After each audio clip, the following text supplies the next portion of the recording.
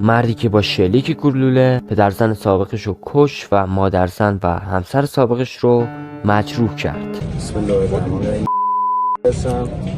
ازم وجود که 80 تا پرونده شد و الان 80 تا پرونده خانوادگی. اولین پرونده از پرونده درخواست طلاق بنده بود مبنی بر گواهی عدم امکان سازش. سلام به کانال خودتون یعنی کانال خاموش خوش اومدید. این آقایی که دیدید اینقدر قشنگ داره حرف میزنه، خانواده همسر سابقش و خود همسر سابقش رو مورد اصابت گلوله قرار داده که این وسط پدرزنش کشته میشه ولی مادرزن و همسرش زنده میمونه. 28/12/1399 اعلام کردم برای طلاق. اولین حکمی که بین من و ایشون گرفته شد حکم طلاق بود مبنی بر سوء رفتار زوجه باید امکان سازش.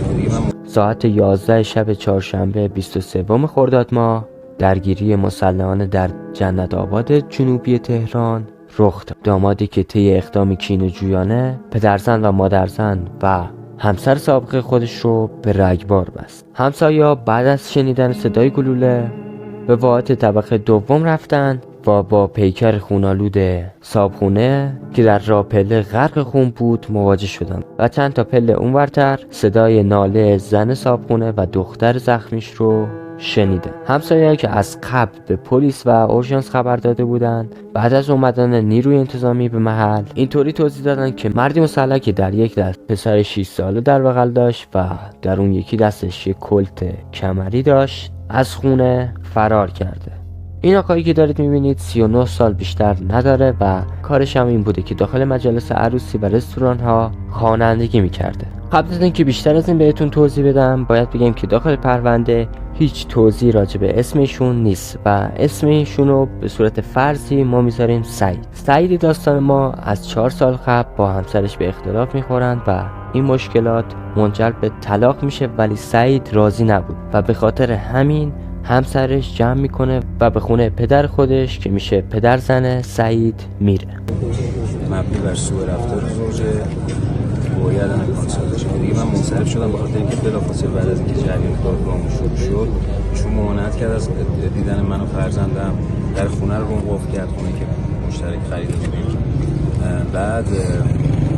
بعد از این اتفاقی من منصرف شدم از طلاق، چون طلاق رجعی و بنده مجاز بودم برگردم و به خاطر مشکلات سعید حضانت بچه رو از اون میگیره. این 4 سال همینطوری پیش میره تا یه روز سعید تصمیم به کشتن همسر خودش میگیره. به گفته خود سعید اسلحه‌ای که باش اون کار کرده بود از 1 سال قبل به خاطر تهدیدهای خانواده همسرش اون رو خریده بود و اینجوری عنوان کرده بود که خانواده همسرش اون رو خیلی تهدید میکردن و حتی گفته 2-3 باری تهدید به مرگ کردن اون. من دیدم یعنی پرونده خوندم دیگه تایید کرد. اسلحه رو چند روز قبل از اون شب تهیه کردی؟ 1 سال پیش. از 1 سال قبل یعنی تو ذهنت این کارو انجام موقع گوش 10/11 اینو من تهدید به قتل کرده بودم. آره خب باشه پروندهش موجود بود. حالا از اون شب برام یعنی اگر شرایطش می بود اینا منو 2-3 بار می‌کشت. از اون فروشگاه گندم چی بود؟ سوپرمارکت دیگه فروشگاه گندم الان جمع شده البته. بعد یه آقایی میرفت و میومد اینا بود صحبت شد و اینا صحبت شد دیگه. واقعا تو صحبت‌ها من فهمیدم که اینجوریه و گفتم میتونی برام بیاری؟ گفت آره و اینا دیگه آورد. منم چقدر خریدی اصلا؟ 10 میلیون لپتاپم چی گرفتی؟ یه کورت لرد. نه سعید داستان ما چهارشنبه 23 خرداد ماه ساعت 11 شب به در خونه پدرزنش میره. وقتی زنگ اف رو میزنه پدرزن و مادرزن اون فکر میکردن اون به خاطر حل مشکلات به اونجا اومده بود، اما سعید به بهونه دیدن بچه به اونجا رفته بوده. و قبل از اینکه بریم سراغ ماجرا باید بگم که سعید اینم گفته که همسرش به خاطر دیدن بچه خیلی اونو اذیت میکرده و نمیذاشته که اون پسر 6 ساله خودش رو ببین. وقتی زنگ اف رو میزنه پدرزنش با پسر 6 ساله سعید پایین میره که در خونه رو واسه سعید باز کنه. وقتی در خونه رو باز میکنه میبینه که سعید یه اسلحه در دست داره. سعید اصرار داشته که پدرزنش جلوی اونو نگیره و بره کنار ولی پدر زنش مقاومت میکنه و اونم با 6 تا گلوله اون رو میکشه. بعد از صدای شلیک گلوله مادر زن میاد داخل راه پله که ببینه چه خبر و اونجا با سعید روبرو میشه و سعید داستان ما به مادر زنش هم شلیک میکنه و اون گلوله به شکم مادر زنش میخوره و بعد از شلیک به مادر زن میره سراغ همسرش و به اونم شلیک میکنه و بعد از شلیک به اونا دست پسر 6 ساله که پدر بزرگش رو جلوی چشم خودش کشته بود میگیره و از خونه فرار میکنه. از اون شب برام اثر رو برداشتی به انگیزه قتل رفتی خونه پدر خانومت. انگیزه قتل نه، ولی اگر پیش خودم گفته بودم اگر نیان میکشم. بله به انگیزه قتل نه. رفت حبسش رفتم که آره واقعا رفتم این کارو کنم به زور بیارمش به شریعت. توضیح بده چی بود؟ رفتم خانوما به زور بیارم. حتی آیفونم که زدم بچه‌م آیفون رو برداشت گفتم بابا بگو بیاد فقط دو چرخه‌تو بگیر، یعنی بچه رو نیاره پایین. که دیگه با بچه اومد، منم اسلحه رو کشیدم گفتم برو عقب، نرفت دیگه، زدم. دخترش اومد تفلکم زد، اونم زدم. دخترش یعنی همسره؟ بعد مادر خانوم تو چه؟ 11 تا به اینا زدم، یه دونه هم به اون خانم زدم. خب مادر خانومتون مادر خانوم سابقتون اومد پایین که دارم راه پلا زدم. بچه‌تون شاهد همچین صحنه‌ای بود؟ قطعا این کار.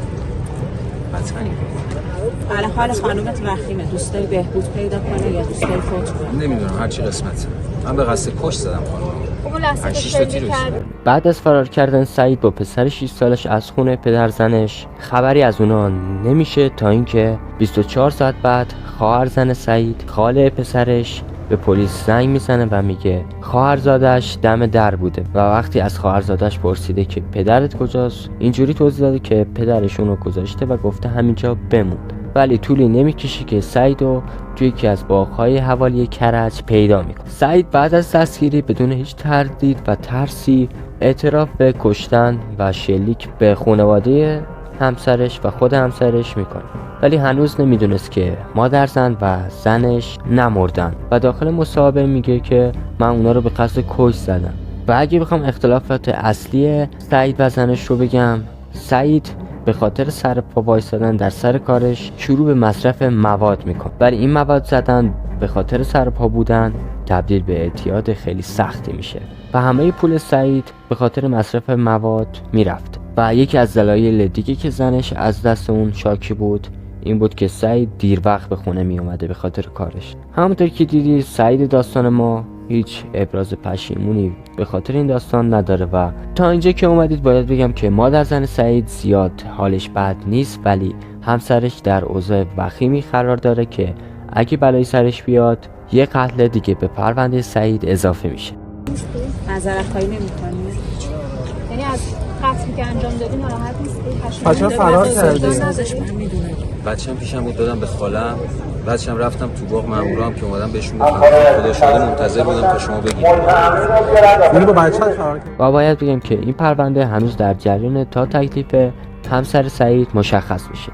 ممنون که تا اینجا ویدیو منو همراهی کردید. این بود از پرونده جنایی امروز. اگه به پرونده جنایی مختلف علاقه‌مند هستید این چنل مخصوص خودتونه. امیدوارم که هر جا هستید در صحت سلامتی باشید. شما رو به خدای بزرگ میسپارم تا ویدیو بعد. خدا نگهدار.